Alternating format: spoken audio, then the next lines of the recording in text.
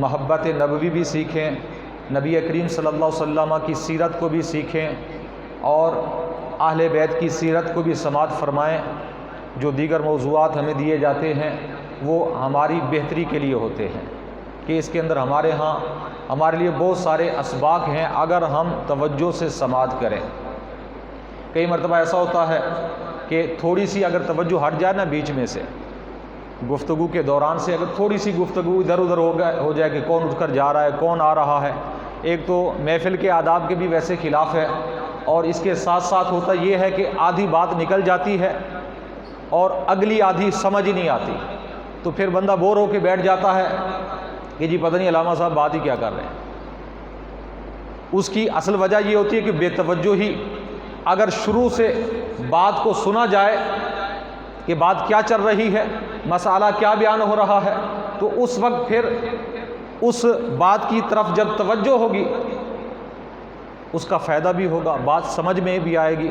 اور بیٹھنے کا لطف بھی آئے گا، بیٹھنے کا مزہ بھی آئے گا۔ تو جب توجہ نہیں ہوگی تو ہماری محفل، ہمارا بیٹھنا بھی بے مزہ ہو جاتا ہے۔ اس لیے توجہ کے ساتھ جو تھوڑی سی میں انشاءاللہ گفتگو کروں گا، بہت لمبی ویسے بھی کسی کی گفتگو نہیں ہوتی، مختصر سی محفل ہوتی ہے۔ جو مجھے موضوع دیا گیا فقہ حنفی کی خصوصیات، انشاءاللہ فقہ حنفی کی جو خصوصیات ہیں وہ ساری کا احاطہ تو نہیں ہو سکتا، لیکن کچھ جو خصوصیات ہیں وہ آپ کے گوش گزار کروں گا۔ ویسے تو فقہ شافعی ہے، مالکی ہے، حنبلی ہے، ساری حق ہیں، ہم تمام ائمہ کو ماننے والے ہیں، اور خصوصی طور پر جو اہل سنت و جماعت کی شان ہے وہ یہی ہے کہ اہل سنت وہ لوگ ہیں جو حضور کی ذات کو بھی مانتے ہیں، اللہ کا نبی حضور کو مانتے ہیں، تمام انبیاء پر ایمان رکھتے ہیں، اولیاء پر بھی ایمان رکھتے ہیں، ان کی شانیں بھی مانتے ہیں، اہل بیت کی شانیں بھی مانتے ہیں، صحابہ کی شانیں بھی مانتے ہیں۔ سنیوں کی یہ پہچان اور نشان ہے کہ سنی کسی پر بھونکتا نہیں ہے، سنی تمام پھولوں کی خوشبو سونگھتا بھی ہے اور اس سے لطف اندوز بھی ہوتا ہے، یہ سنیوں کی شان ہے۔ سنی تمام ائمہ کو بھی مانتا ہے، تمام بزرگان دین کو بھی مانتا ہے، سنی کبھی کسی کا مخالف نہیں ہوتا۔ اور جہاں دیکھیں کہ اگر کوئی نبی کریم صلی اللہ علیہ وسلم کی ذات کو پڑھ گیا، حضور کی ذات کو بھونک رہا ہے، اگر کوئی حضور کے صحابہ پر طعن و تشریح کر رہا ہے، حضور کے گھرانے پر طعن و تشریح کر رہا ہے، اہل بیت پر، اس کے علاوہ اگر کوئی بزرگان دین پر طعن و تشریح سے کام لے رہا ہے، سمجھ لینا کہ اس کے ایمان میں کمی ہے، ایمان سرے سے ہے نہیں۔ ایمان والوں کا یہ کام نہیں ہوتا وہ کسی پر کوئی گفتگو کریں، بات کریں۔ ایمان والے وہ ہیں سچے سنی کہ وہ تمام ائمہ کو مانتے ہیں لیکن تقلید ایک کی کرتے ہیں۔ ہم کیونکہ حنفی ہیں اس لیے مجھے بھی موضوع یہ دیا گیا تاکہ آپ کو پتہ چلے کہ حنفی ہونا کتنا اعلیٰ ہے۔ باقی ہم تمام ائمہ کو مانتے ہیں، تمام مسالک کو ہم مانتے ہیں، تمام مسالک جو ہیں وہ برحق ہیں، اور مسالک جو مشہور و معروف ہیں وہ 4 ہیں، تو جن میں سے ایک حنفی مذہب ہے، حنفی مسلک ہے۔ تو امام اعظم علیہ رحمہ، آپ کا نام نعمان ہے اور آپ کا لقب ابو حنیفہ ہے۔ تو امام اعظم کا بھی لقب آپ کا مشہور ہے، کنیت آپ کی ابو حنیفہ ہے، لقب آپ کا امام اعظم ہے۔ تو امام اعظم کا جب بھی لفظ استعمال کیا جاتا ہے اس سے مراد نعمان بن ثابت ہوتے ہیں، حنفیوں کے امام ہوتے ہیں۔ تو فقہ حنفی کی جو خصوصیت ہے،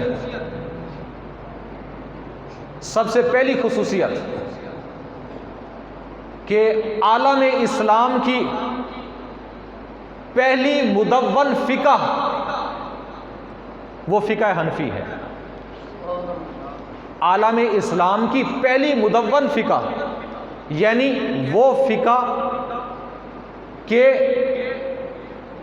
جس کو باضابطہ طور پر لکھا گیا، اصول بنائے گئے فقہ کی شکل میں، اصولوں کی شکل میں، ایک دستور کی شکل میں، وہ فقہ حنفی ہے۔ پہلی باضابطہ مدون فقہ، اس سے پہلے امام اعظم علیہ الرحمہ سے پہلے کوئی بھی فقہ مدون نہیں ہوئی تھی، کوئی بھی فقہ لکھی نہیں گئی تھی۔ سب سے پہلے فقہ لکھنے کا جو صحرا ہے وہ امام اعظم کے سر جاتا ہے۔ یہ امام اعظم علیہ الرحمہ کی شان ہے۔ امام اعظم علیہ الرحمہ سے پہلے حضور کے صحابہ بھی تھے، تابعین کرام بھی تھے، لیکن ان کا سلسلہ یہ تھا کہ اگر کوئی مسئلہ درپیش آتا تو جیسے ہی کوئی مسئلہ درپیش ہوتا اس پر گفتگو ہوتی، اس کی پھر تحقیق کرتے، قرآن و حدیث سے تلاش کرتے اس کا حل۔ اگر کوئی مسئلہ پیش نہیں آتا تو اس سے پہلے اس کے لیے کوئی اصول مقرر نہیں تھا ان کے پاس۔ تابعین کے پاس بھی اگر کوئی نیا مسئلہ آ جاتا تو اسی وقت اس پر تحقیق ہوتی تھی، لیکن امام اعظم علیہ الرحمہ نے یہ امت مسلمہ کو ایک یہ چیز بتائی کہ جو ضروریات ہوتی ہے، ضروریات کا پہلے ہی سے انتظام کیا جاتا ہے۔ تو آپ نے فقہ کی تدوین کی، فقہ کو باقاعدہ طور پر لکھا، اصول بنائے، قواعد بنائے، ضوابط بنائے امام اعظم علیہ الرحمہ نے۔ اور سب سے پہلی جو فقہ لکھی گئی وہ فقہ حنفی ہے۔ وہ کون سی فقہ ہے؟ فقہ حنفی ہے۔ اور ایک خصوصیت اس کی یہ بھی ہے کہ سب سے پہلی فقہ بھی یہ ہے،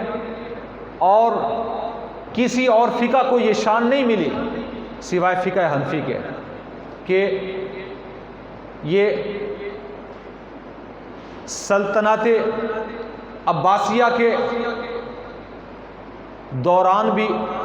باضابطہ طور پر آئین کے طور پر یہ رائج رہی، اور قانون کے طور پر یہ رائج رہی۔ یعنی یہ سمجھ لیں کہ فقہ حنفی نے حکمرانی کی، اور سلطنت عثمانیہ کے اندر بھی فقہ حنفی رائج رہی۔ سلطنت عثمانیہ پہلے تو شاید آپ نہیں جانتے ہوں گے، جب سے ارطغرل چلا ہے تو آپ نے سب کو پتہ ہے کہ اب سلطنت عثمانیہ کیا تھی۔ وہ جو تقریباً 800 سال رہی، سلطنت عثمانیہ کے اندر بھی یہ شان فقہ حنفی کو ملی ہے کہ فقہ حنفی رائج رہی۔ اور ہمارے ہاں برِ صغیر کے اندر مغلوں کا جو دور حکومت تھا اس کے اندر بھی فقہ حنفی رائج رہی، قانون کے طور پر، آئین کے طور پر۔ یہ شان صرف اور صرف فقہ حنفی کی ہے، جو اللہ تبارک و تعالیٰ نے امام اعظم علیہ الرحمہ کی کاوشوں سے، آپ کی محنت سے اللہ تعالیٰ نے یہ آپ کو انعام عطا فرمایا کہ صدیوں تک یہ فقہ حکمرانی کرتی رہی لوگوں پر۔ اور اس کی ایک اور خصوصیت فقہ حنفی کی کہ یہ شورائی فقہ ہے۔ کون سی فقہ ہے؟ شورائی، یعنی فقہ حنفی اس میں صرف امام اعظم علیہ الرحمہ کی رائے کا کوئی دخل نہیں ہے، بلکہ امام اعظم علیہ الرحمہ آپ نے ایک علماء کی مجلس بنائی ہوئی تھی جس میں آپ کے زیادہ تر شاگرد تھے، جس میں نامور آپ کے شاگرد اور وقت کے جو بڑے بڑے امام رہے ہیں، امام ابو یوسف، امام محمد، امام حسن، امام ظفر، دیگر آپ کے شاگرد جن کا بڑے بڑے ائمہ کے اندر، ائمہ کبار کے اندر شمار ہوتا ہے، اس مجلس کے اندر ہوتے، دیگر سینکڑوں علماء مجلس کے اندر ہوتے، اور کوئی بھی نیا مسئلہ پیش ہوتا اس پر بحث و مباحثہ ہوتا۔ یعنی علماء کی جو مجلس تھی وہ بیٹھ کر، جس میں امام اعظم علیہ الرحمہ بھی ہوتے تھے، حتیٰ کہ اگر کسی نتیجے پر بحث پہنچ جاتی تو اس نتیجے کو لکھ لیا جاتا تھا، اسے ایک اصول بنا دیا جاتا تھا۔ اگر کسی نتیجے پر نہیں پہنچ سکتے تھے تو جتنے علماء کا اتفاق ہو جاتا وہ مسئلہ انہی آراء کے ساتھ، انہی کے نام کے ساتھ لکھ دیا جاتا، حتیٰ کہ کسی ایک کی رائے بھی اگر مختلف ہوتی تو اس کی رائے آج بھی جو دین کے طلباء ہیں وہ جانتے ہیں کہ فقہ کی کتابوں کے اندر لکھا ہوتا ہے کہ اس میں امام ظفر نے اختلاف کیا ہے، صاحبین کا اس میں قول یہ ہے، اس میں امام حسن کا قول یہ ہے، امام محمد اس میں یہ فرماتے ہیں، شیخین اس میں یہ فرماتے ہیں، امام ابو یوسف اس میں یہ فرماتے ہیں۔ یہ اختلاف رائے جہاں پر ہو گئی، اس اختلاف رائے کو بھی کتاب کے اندر لکھ دیا گیا۔ اور ایک اور بات بھی ذہن کے اندر رکھیں کہ اس وقت کیونکہ وہ جو علماء کرام تھے، امام اعظم علیہ رحمہ جیسی ہستی اور ان کے علاوہ آپ کے جو شاگرد تھے، بڑے بڑے ائمہ جو تھے، جیسا کہ امام ابو یوسف علیہ رحمہ، آپ وقت کے چیف جسٹس تھے، آپ نے ایک دستور پر کتاب معاشیات لکھی تھی، ابھی بھی باقاعدہ طور پر وہ چھپی ہوئی ہے۔ ہارون رشید اس وقت خلیفہ تھے، ان کے کہنے پر، اور آپ قاضی تھے، چیف جسٹس تھے، اور وہ آپ کی کتاب اور فقہ حنفی رائج رہی، آپ کے ہوتے ہوئے اسی کے مطابق آپ فیصلہ کیا کرتے تھے۔ تو فقہ حنفی کی خصوصیت جو ہے یہ شورائی فقہ ہے، کسی ایک ذات کی رائے اس کے اندر نہیں ہے۔ اس میں یہ سمجھ لیں سینکڑوں علماء اکٹھے ہوئے اور جس بات پر وہ متفق ہوئے وہ مسئلہ لکھا گیا، وہ اصول لکھا گیا۔ اس طریقے سے یہ فقہ، اس فقہ کی تدوین ہوئی۔ اور یہاں پر ایک بات اور بھی بتاتا چلوں کہ امام اعظم علیہ رحمہ، آپ نے اپنے شاگردوں کے ساتھ بھی آپ کا ایسا پیارا ماحول تھا، ایسا پیارا ماحول تھا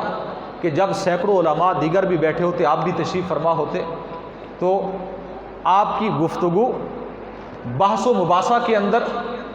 کوئی لڑائی جھگڑا نہیں ہوتا تھا، کوئی چیخ و پکار نہیں ہوتی تھی، علمی اختلاف ہوتا تھا، دلائل کے ساتھ گفتگو سنی جاتی تھی،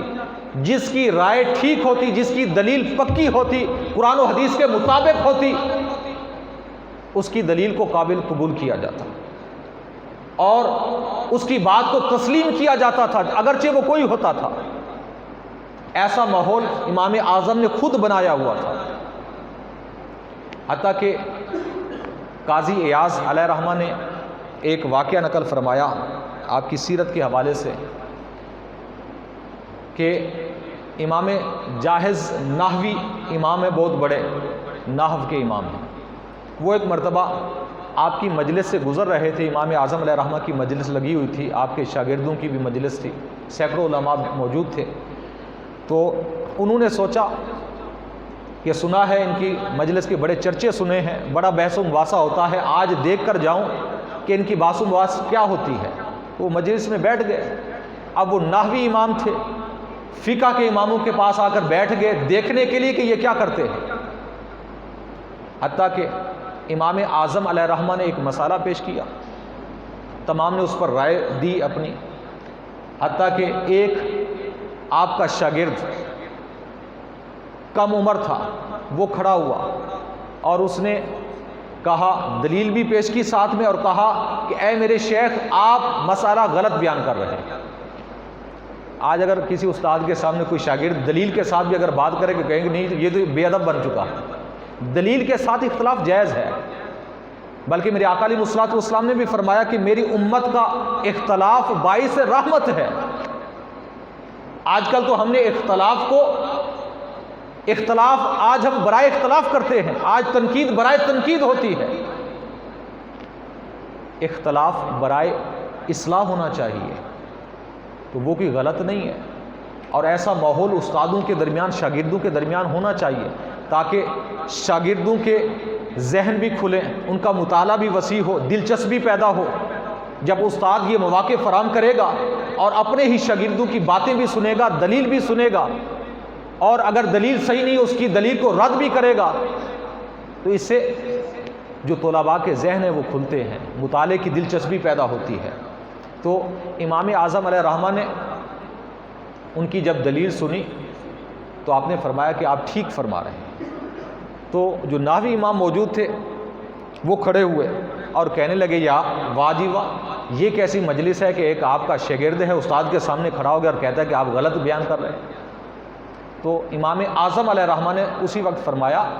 کہ یہ ماحول میں نے انہیں خود فراہم کیا ہے، یہ ان کی کوئی بے ادبی نہیں ہے، میں نے خود انہیں کہا ہے کہ دلیل کے ساتھ آپ جو اختلاف کرنا چاہتے ہیں کریں۔ یعنی ایسا ماحول ہوتا تھا اس مجلس کے اندر، علماء کی مجلس کے اندر۔ لیکن یہاں پر ایک اور واقعہ بھی میرے ذہن میں آیا، سناتا چلوں کہ امام مالک علیہ الرحمہ آپ بھی بہت بڑے امام اور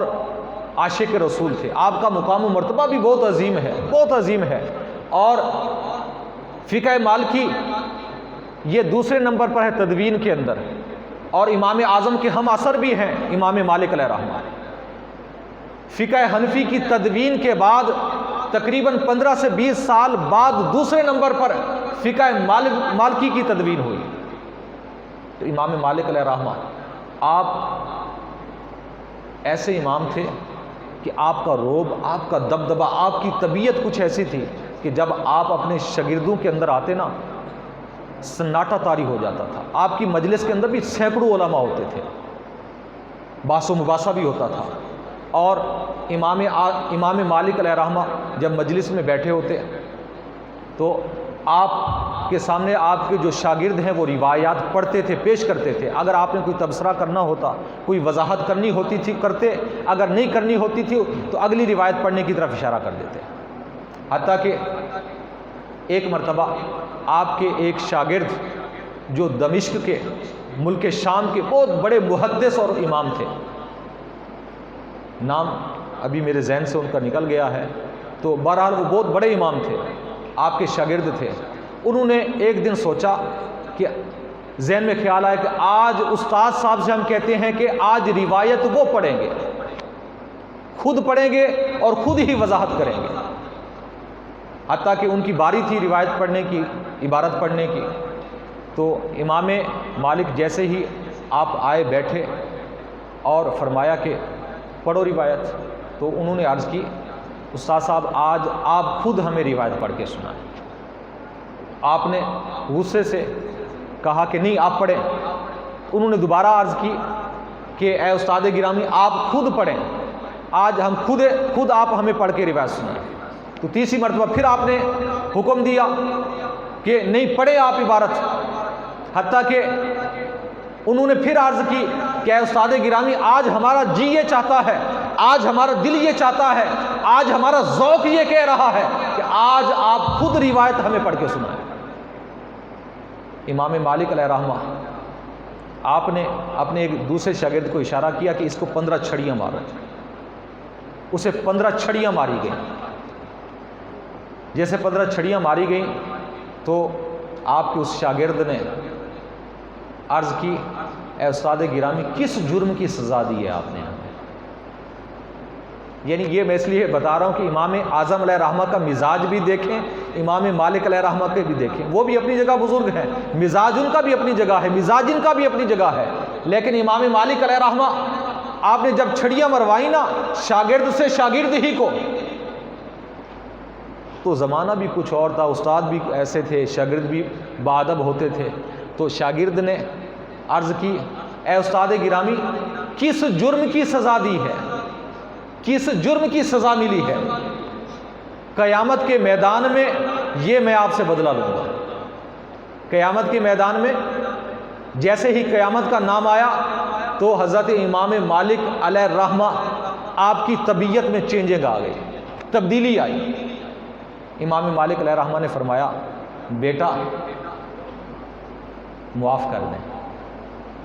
آپ نے عرض کی نہیں، جب قیامت کا میدان ہوگا اللہ کی عدالت لگی ہوگی، میرے ہاتھ میں چھڑی ہوگی، آپ ہوں گے میں ہوں گا، اللہ کی عدالت ہوگی، اس وقت معافی کا مطالبہ نہیں ہوگا، میں اپنا بدلہ لوں گا۔ تو جب آپ کے شاگرد نے دوسری مرتبہ یہ آپ کی بارگاہ میں عرض کی نا، تو امام مالک علیہ الرحمہ نے جب دیکھا کہ یہ مسئلہ تو سیریس بن چکا ہے، یہ کیس سیریس ہو گیا ہے، تو آپ نے فرمایا اے بیٹے کوئی راہ نکالیں معافی کی۔ کوئی راہ بتا دیں۔ تو شاگرد بھی شاگرد تھے، انہوں نے عرض کیا ہے استاد گرامی ایک صورت ہے معافی کی، آپ نے 15 چھڑیاں مروائی ہیں، 15 چھڑیوں کے بدلے میں پہلے ایک روایت سننا چاہتے تھے ہم،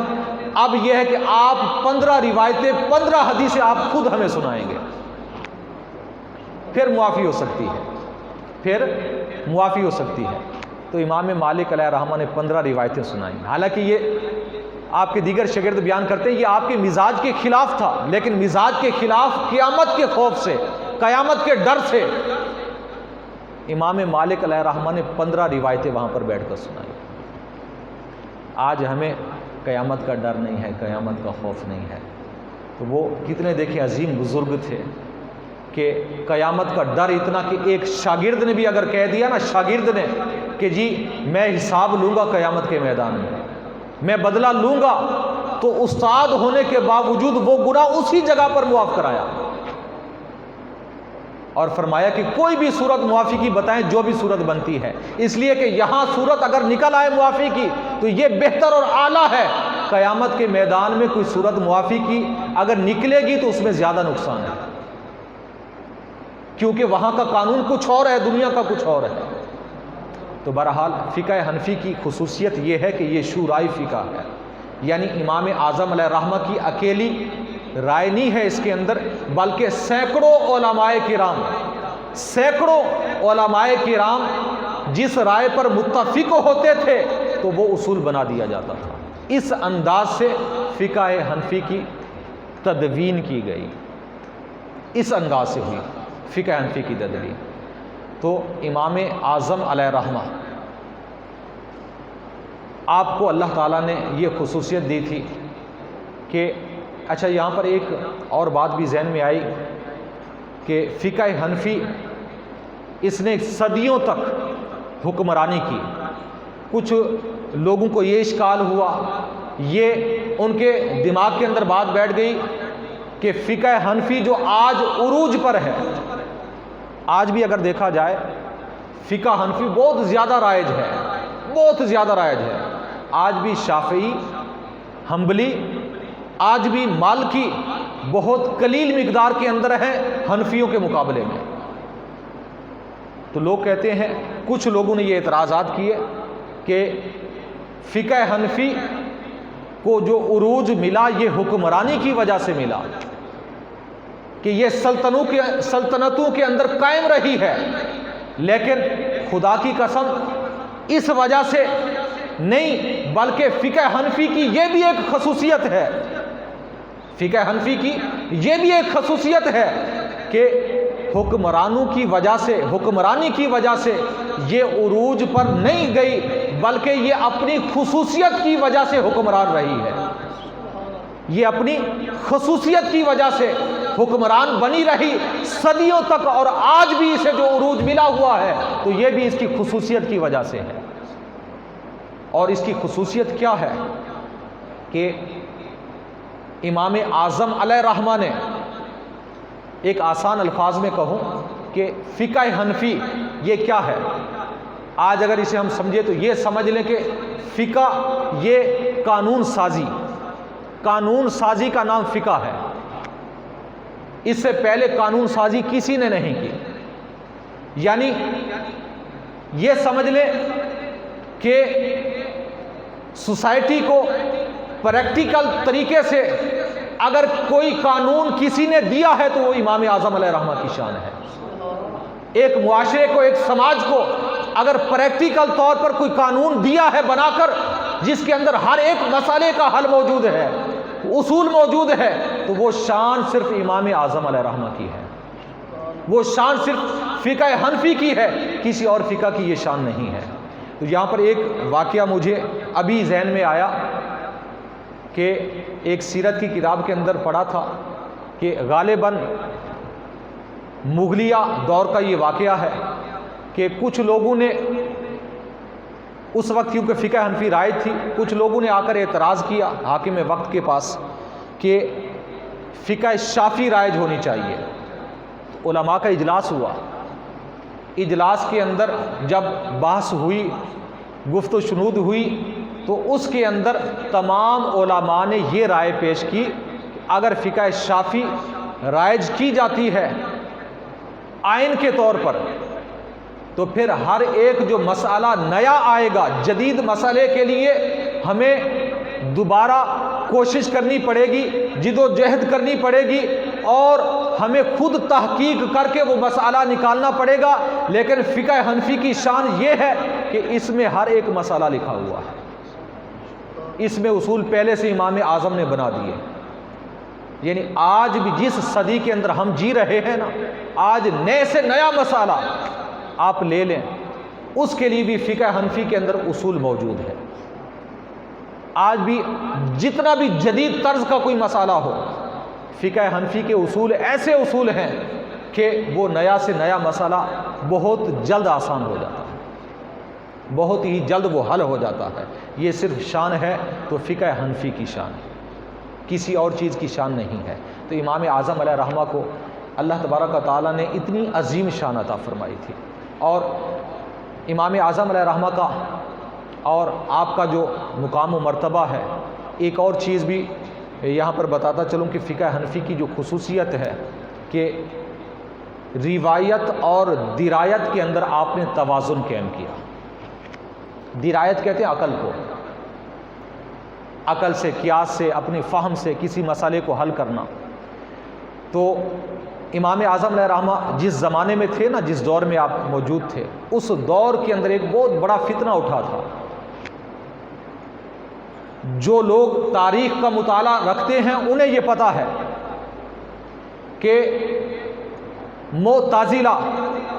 انہوں نے صرف درایت کو ہی اپنا اصول اور بنیاد بنا لی تھی،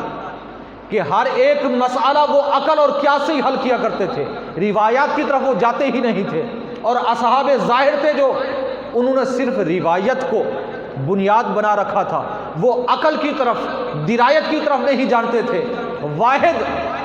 امام اعظم علیہ رحمہ کی ذات ہے کہ جنہوں نے روایت اور درایت کے درمیان توازن کو قائم کر کے دکھایا اور اصول بتائے اور لوگوں کو بتایا، سمجھایا کہ روایت کو سمجھنا ہے، بغیر درایت کے ممکن نہیں ہے، اور جو بغیر روایت کے درایت کو سمجھے وہ گمراہ ہو جاتا ہے۔ تو اس کے درمیان توازن بتایا۔ حالانکہ اگر امام اعظم نے یہ اصول نہ بنایا ہوتا تو وہ جو فتنہ اٹھا تھا، اس فتنے کی لپیٹ میں آج بھی لوگ ہوتے، یعنی صرف قیاس سے مسئلے کو حل کرنا اپنی عقل سے۔ لیکن وہ فتنہ آج بھی ہمارے نئے زمانے کے اندر موجود ہے۔ آج کل ایسا ہے کہ جو شخص جہاں بیٹھا ہے وہ خود مفتی بنا ہوا ہے۔ آج بھی ہمارے ہاں یہ وبا ہے عام کہ جیسے ہی ہمارا ذہن کہتا ہے ویسے ہم خود مسئلہ حل کر لیتے ہیں۔ آج ہم سارے مفتی ہیں،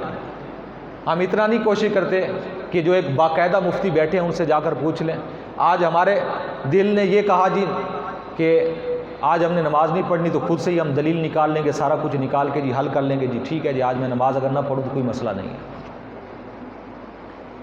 آج اگر میں سفر پر جا رہا ہوں کیونکہ میری نیت یہ ہے، میں یہ کرنا چاہتا ہوں، یہ کرنا چاہتا ہوں، خود تعویل کر کے یہ مسئلہ میرے لیے آج جائز ہے، یہ میں کر سکتا ہوں۔ یعنی اس طرح کی سینکڑوں مثالیں موجود ہیں۔ میں اگر مثال دوں تو ہو سکتا ہے کوئی نشانہ بن جائے، تو اس لیے نشانہ کسی کو بنانا مقصود نہیں ہے۔ اصل مقصود یہ ہے کہ عقل اور قیاس، درایت وہ قابل قبول ہے جو روایت کے مطابق ہو، اور یہ کام صرف علماء کا ہے،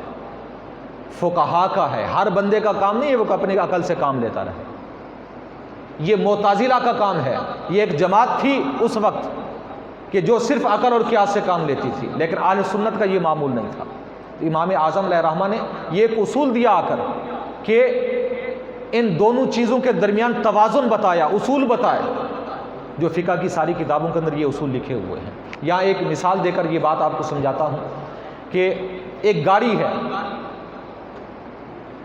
گاڑی کے اگر فرنٹ کے جو دو ٹائر ہیں اگر ان کی بیلنسنگ نہ ہو، توازن ان کا برقرار نہ ہو، تو جو ڈرائیور حضرات ہیں یہ بہتر جانتے ہوں گے کہ اگر کوئی کام کرائے نا ٹائروں کا تو اس کے بعد جا کر بیلنسنگ کرانی پڑتی ہے، نہیں تو ایک ٹائر کا رخ ادھر ہوتا ہے تھوڑا سا، ایک کا ادھر ہوتا ہے، تو تو گاڑی کنٹرول میں نہیں ہوتی، اسٹیئرنگ کنٹرول میں نہیں ہوتا، یا تو ٹائر پھٹ جاتے ہیں، خراب ہوتے ہیں، یا کوئی اور نقصان ہو جاتا ہے، یعنی اس میں نقصان ضروری ہے، یا ٹائروں کا ہوگا، یا گاڑی کا ہوگا، یا کسی اور چیز کا ہوگا۔ جب تک بیلنسنگ نہیں ہوگی اس کے اندر، اور وہ کیمرے لگا کر پوری اس کا بیلنس کرتے ہیں، توازن برقرار جب ہوتا ہے تو پھر وہ ٹائر دونوں ایک اندازے سے، ایک توازن کے ساتھ چلتے ہیں، تو اس میں کوئی نقصان نہیں ہو سکتا۔ تو اسی انداز سے امام اعظم علیہ الرحمہ نے یہ چیز بیان کی کہ اگر روایت اور درایت یہ دونوں توازن کے ساتھ رہیں، بیلنسنگ کے اندر رہیں، تو روایت بھی قابل قبول رہے گی، درایت بھی قابل قبول رہے گی، اس میں کوئی نقصان ہوگا نہیں۔ اگر اس میں توازن برقرار نہ رہا، صرف روایت کو کسی نے اپنا لیا، عقل سے، شعور سے کام نہیں لیا، تب بھی وہ گمراہی کے اندر جا سکتا ہے۔ اگر صرف درایت کو اپنا لیا، عقل کو، قیاس کو اپنا لیا، تو پھر بھی بغیر روایت کے وہ گمراہ ہو سکتا ہے۔ ان دونوں چیزوں کے درمیان توازن کو برقرار رکھنا یہ فقہ حنفی کی شان ہے۔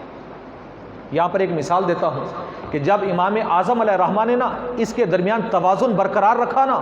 اس وقت کچھ لوگوں نے کہ معاندین، حاسدین ہر زمانے کے اندر لوگوں کے موجود ہوتے ہیں، علماء کے بھی، فقہاء کے بھی،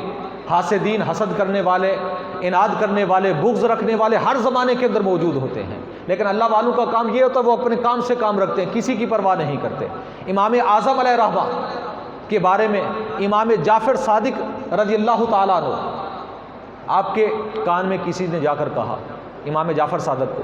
کسی نے جا کر کہا کہ امام اعظم جو ہیں وہ قیاس کو ترجیح دیتے ہیں روایت پر، سنت پر، وحی پر،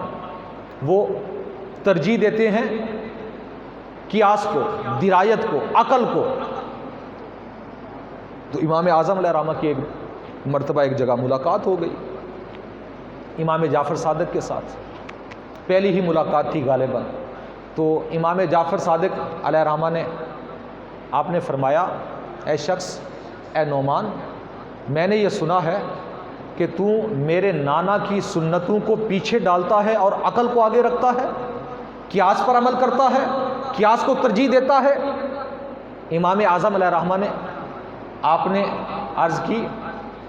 اے وقت کے امام، میرا آپ سے ایک سوال ہے کہ مرد و عورت میں سے ضعیف کون ہے؟ مرد زیادہ ضعیف ہے کہ عورت ضعیف ہے طاقت کے اعتبار سے؟ تو امام جعفر صادق علیہ الرحمہ نے فرمایا کہ عورت کمزور ہے، ضعیف ہے، قرآن بھی یہ کہتا ہے،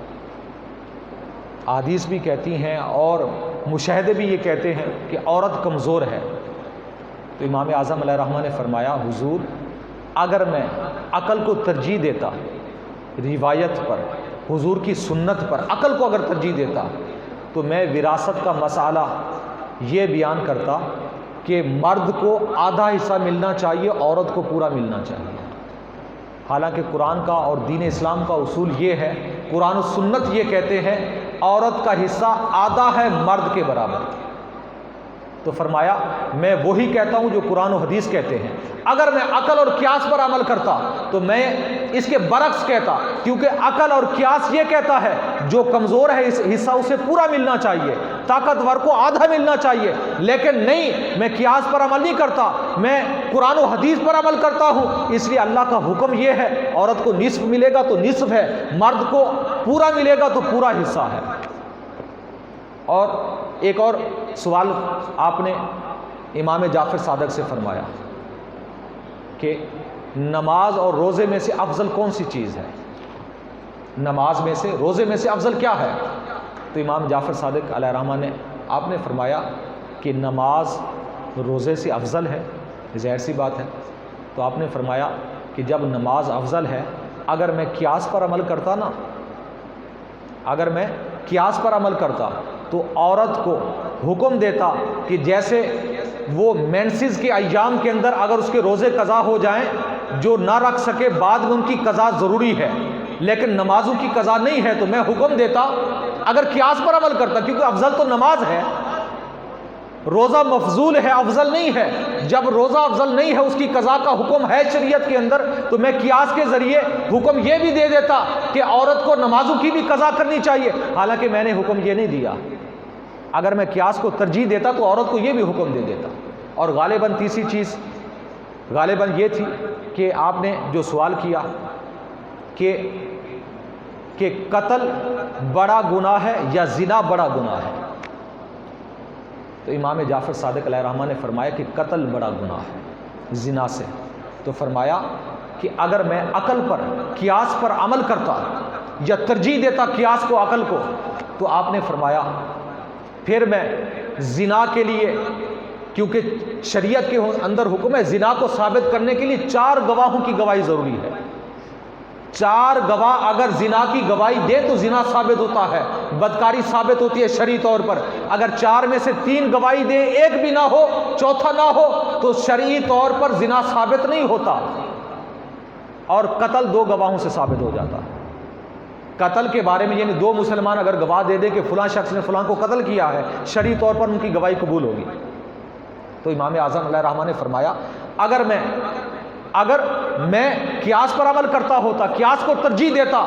روایت پر، سنت پر، تو میں حکم یہ بھی دیتا، کیونکہ قتل یہ سب سے بڑا گناہ ہے، زنا سے بھی بڑا گناہ ہے، تو ان کے لیے 4 گواہوں کا حکم میں دیتا۔ حالانکہ میں نے ایسا نہیں کیا۔ تو جب اس طرح کے آپ نے سوال کیے اور امام جعفر صادق علیہ الرحمہ کو بتایا، تو امام جعفر صادق رضی اللہ تعالیٰ عنہ کھڑے ہوئے اور امام اعظم ابو حنیفہ علیہ الرحمہ کو اپنے سینے سے چمٹا لیا اور فرمایا کہ واقعی آپ وقت کے بہت بڑے مجتہد ہیں، اور اس کے بعد سب سے بڑی جو شان ہے امام اعظم علیہ الرحمہ کی، اس کے بعد آپ 2 سال تک امام جعفر صادق علیہ الرحمہ کے پاس شرف تلمذ حاصل کیا۔ 2 سال تک پڑھتے رہے امام جعفر صادق کے پاس امام اعظم۔ اور بعد میں پتہ آپ کیا فرمایا کرتے تھے؟ امام اعظم ابو حنیفہ علیہ الرحمہ آپ فرمایا کرتے تھے اگر میرے وہ 2 سال نہ ہوتے لَهَلَكَ النُّعْمَانُ، آپ فرمایا کرتے تھے تو نعمان ہلاک ہو گیا ہوتا۔ میرے پاس اگر یہ 2 یعنی اہل بیت کے پاس امام اعظم نے جو 2 سال لگائے نا، یہ اکثر و بیشتر جملہ کہا کرتے تھے اگر میں نے 2 سال وہ نہ لگائے ہوتے تو آج نعمان ہلاک ہو گیا ہوتا، آج امام اعظم نہیں ہوتا، یہ ہلاک ہو گیا ہوتا۔ یعنی دین جہاں سے بھی سیکھیں، جہاں سے بھی مل جاتا ہے، لیکن اہل بیت علیہ کرام کے دروازے سے اور حضور کے گھرانے سے، کیونکہ یہ تو میراث بھی انہی کی ہے، اگر ان کے دروازے سے ملے تو یہ ایسا ہوتا ہے کہ بعد میں کبھی گمراہ نہیں ہونے دیتا۔ تو یہ شان ہے فقہ حنفی کی، امام اعظم علیہ الرحمہ کی یہ شان ہے۔ اس طرح کی اور بھی خصوصیات کافی ہیں، لیکن وقت اتنا نہیں ہے۔ ہمیں یہ جاننی چاہیے کیونکہ ہم حنفی ہیں، ہمیں پتہ ہونا چاہیے، امام اعظم کی شان کا بھی پتہ ہونا چاہیے، فقہ حنفی کی خصوصیات کیا ہے، ان کی شان کیا ہے، یہ بھی ہمیں پتہ ہونا چاہیے۔ اللہ تعالیٰ کی بارگاہ میں دعا ہے نبی کریم صلی اللہ علیہ وسلم کے وسیلہ سے ہم سب کو دین کی صحیح سمجھ عطا فرمائے، پیارے آقا علیہ الصلوۃ والسلام کے نقش قدم پر چلنے کی توفیق عطا فرمائے۔ اللہ تعالیٰ کی بارگاہ میں دعا ہے کہ اس عظیم ادارے کو تا قیامت آباد و شاد فرمائے، اور اس کا علم